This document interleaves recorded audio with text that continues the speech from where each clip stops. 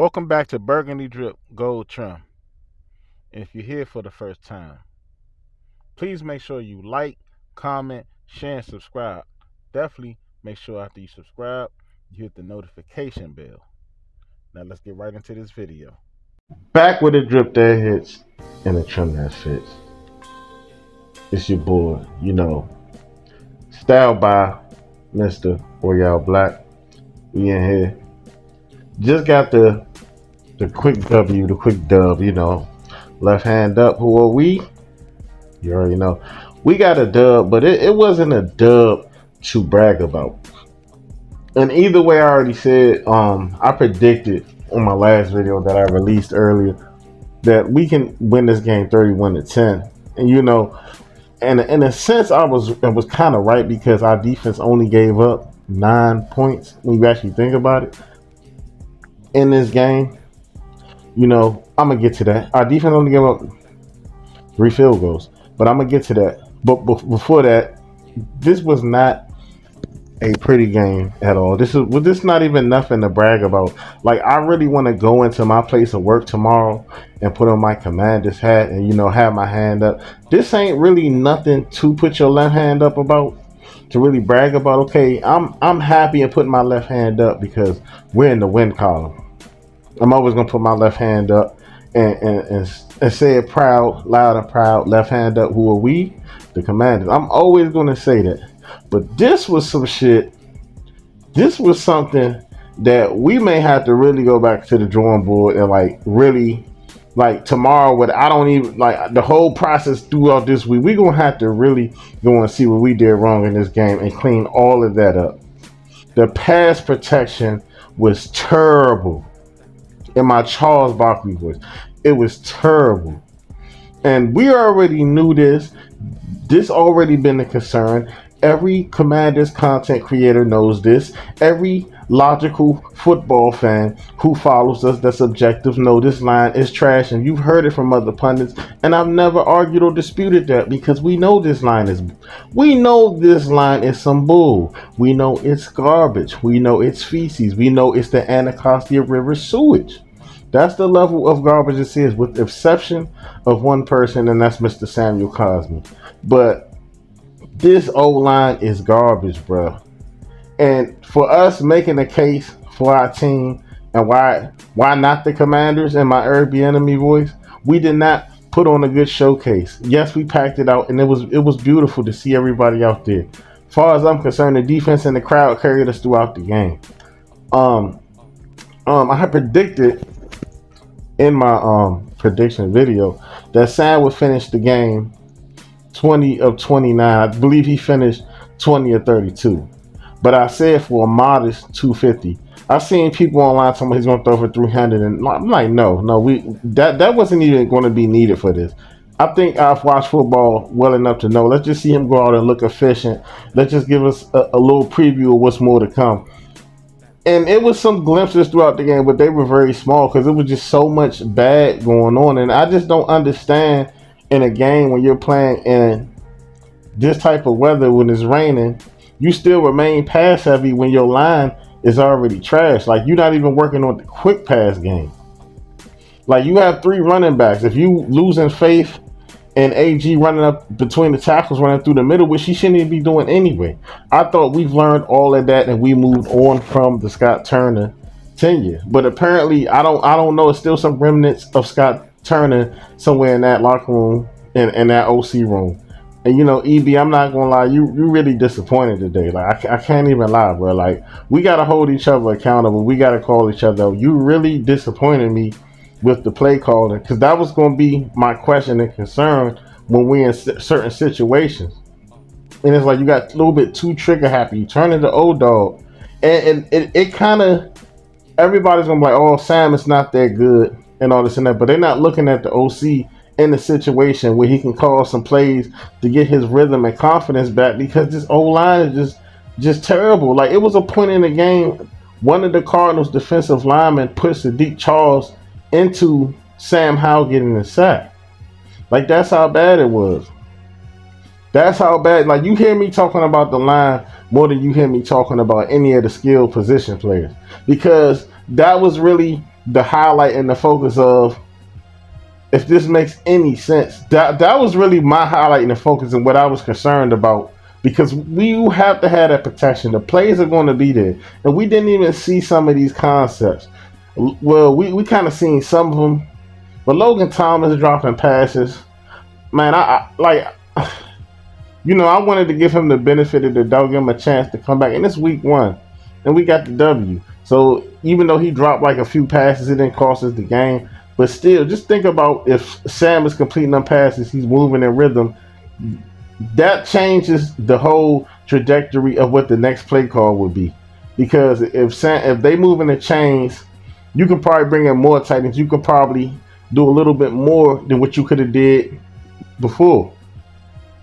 But now that he's dropped the pass, he could have had like a 12-yard completion. Now it's 2nd and 10. You get what I'm saying?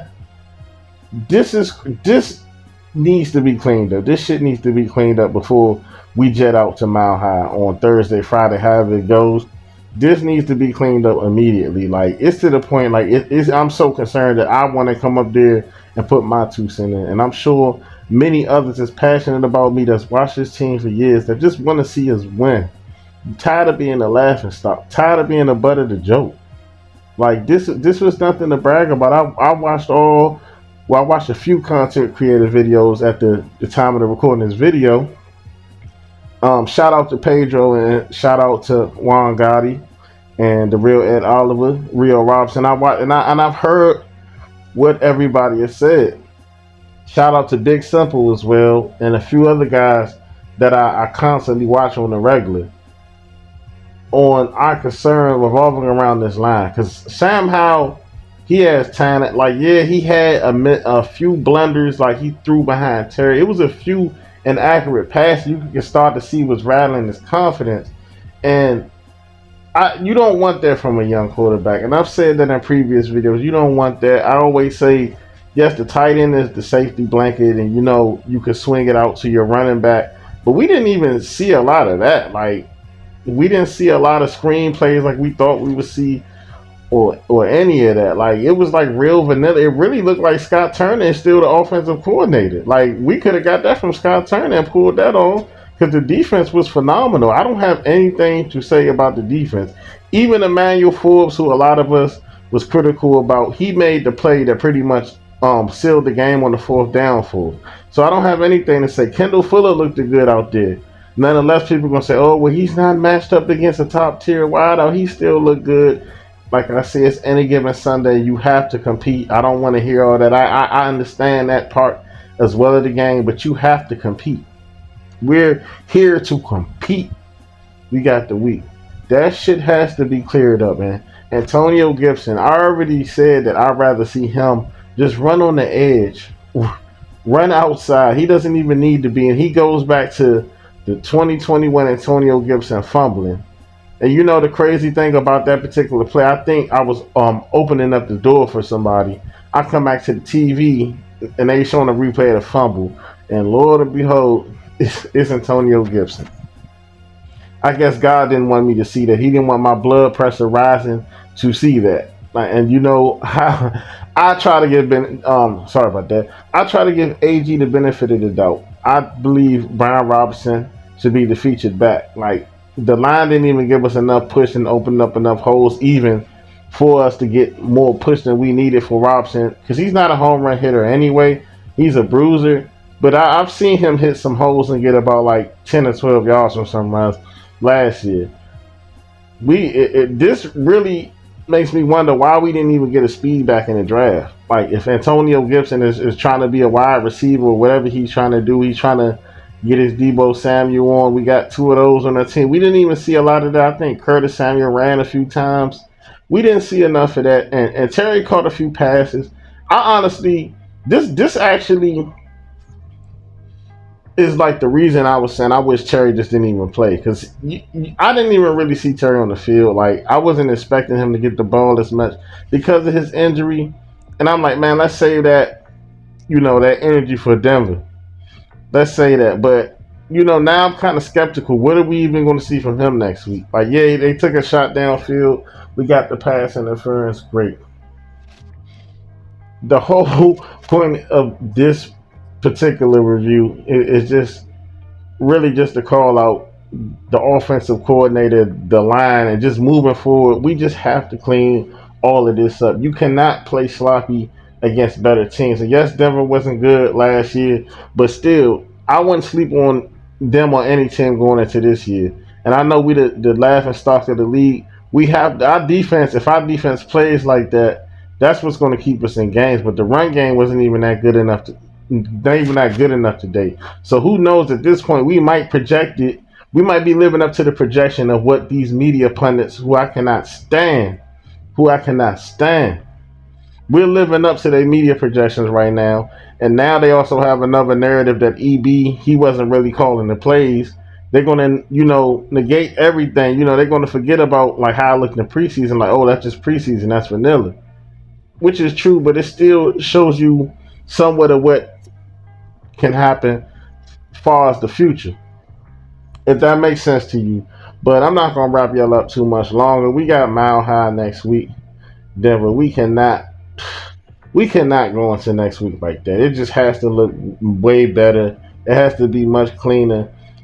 Sam Howell, you're not a pocket passer. Sam Howell, I like your game. I'm rooting for you. I put the wolf emojis all on Twitter or X, Malcolm X, whatever y'all like to call it now, and on Facebook. And we've been giving you rare reviews because you have looked promising. You're not a pocket passer. You haven't got there yet. Time will tell if you get there. So Eric Bieniemy, looking at the film, if you see your pocket is collapsing like that, and you see that constantly getting pressure, you need to learn to roll this man out. You need to learn. Well, you should already know this because you was two-time Super Bowl champion. I can't tell you what you need to learn, but you have to figure out how we can get the ball to playmakers and throw these defenses off because you have all the weapons at your disposal. Because the drop passes was not the problem today like it was for your old team in Kansas City. But anyway, man, I'm trying to get up in that YouTube algorithm. Please make sure you like, comment, share, and subscribe. Definitely hop into them comment sections. Definitely. And if you agree, man, you cool with me. And if you disagree, please do so respectfully. Follow me at Burgundy_GT. That's Burgundy with an A. Yes, I know that Burgundy has you in it, but that's Burgundy with an A. Anyways, enjoy the rest of y'all day. The NFL season is back. May God bless you, and hail to our Washington Commanders.